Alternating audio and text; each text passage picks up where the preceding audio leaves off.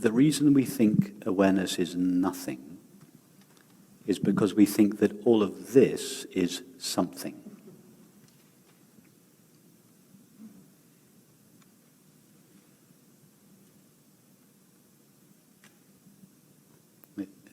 The teenage kid is watching football. He's watching Match of the Day. His mum comes in and says, "What are you looking at?" He says, "Match of the Day." 20 minutes later, his mum comes in. The game's finished. Kids turn the TV off. His mum says, "What are you watching?" He says, "Nothing." The reason he says nothing now is because he said something earlier. The nothing that he's watching now, with the screen off, with the TV off, is the complement to the feeling I'm seeing something when I'm watching Match of the Day. However,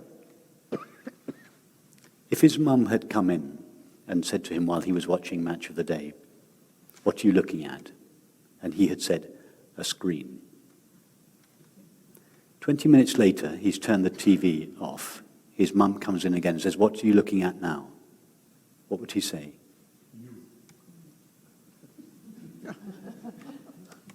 Repeat that again. In the second scenario, the kid is watching Match of the Day. Mum comes in, says, "What are you looking at?" He's a smart kid, so he just says, "I'm looking at the screen." 20 minutes later, the game's over. He turns the TV off. His mum comes in again and says, "Now what are you looking at?" And he's still facing the same direction. He's still facing the same direction. Yeah, the screen. He says the screen. Yeah. Because he realized he was seeing the screen in the first instance, he realizes he's still seeing the screen in the second instance. Mm-hmm. In the first scenario, he thought he was seeing something in the first instance. So in the second instance, he said, "I'm seeing nothing." If you think you're seeing something in the waking state, then you think that deep sleep will be nothing. But if we realize that in the waking state, there are no things, it's just consciousness, then we realize that deep sleep is not a blank, empty nothing, or indeed the experience of consciousness is not a blank, empty nothing. But the problem is, the underlying problem is the deep belief we have, and this belief outlives many years of non-dual exploration. This has been my experience. It is the belief that now it is I, the body, that is aware of my experience. That is the reason we have this problem. Because it seems now for all of us, including myself, that experience is perceived from the perspective of the body. I close my eyes, the sight of the room disappears. Therefore, it's so obvious, isn't it, that consciousness must be located behind the eyes. Because I see everything when I look in this direction, I see everything in front of me. When I close my eyes, everything in front of me vanishes. Therefore, the logical conclusion is consciousness is located in the body behind the eyes. Hence the belief, it is I, the body, that is aware of my experience. And it is because of this deep feeling that it is I, the body, that is aware, as opposed to the understanding that it is I, awareness, that am aware, that we have this difficulty. If it is clear to us now that it is I, awareness, that is aware, and that we see the world as if from the perspective of the body, but that the awareness with which we experience the body and the world is not located in the body or the world, but the body and the world is located in awareness. Then the question of awareness being aware of itself is just obvious. It is obviously awareness's primary experience to be aware of the experience of being aware.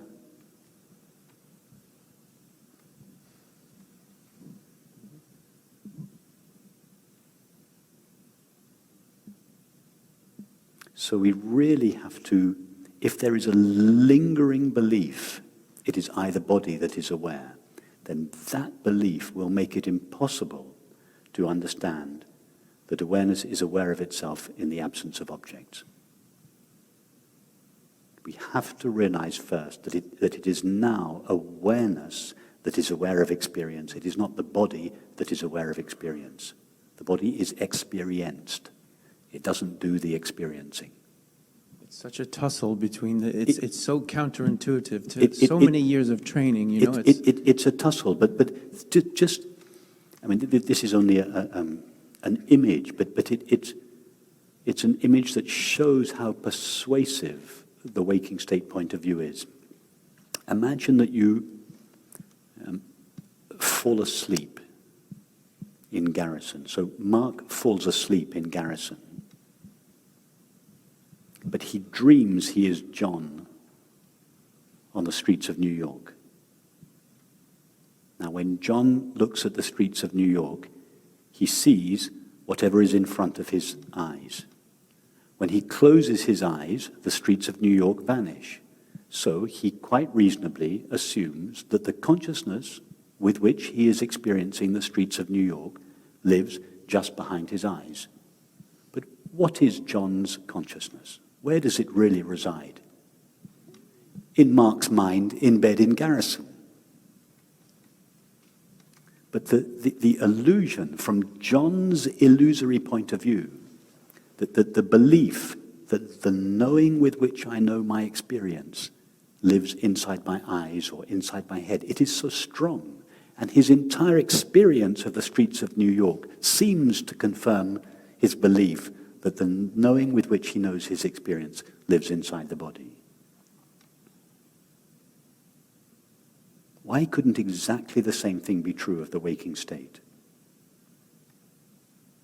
Because if we explore our experience, everything suggests that it is. Because our experience is not that consciousness is in the body. The body is a series of perceptions and sensations that appear in consciousness. It's a real confrontation. This is the root of the issue. The belief and the feeling that consciousness lives in and shares the limits of the body. It's absolutely the crux of the matter.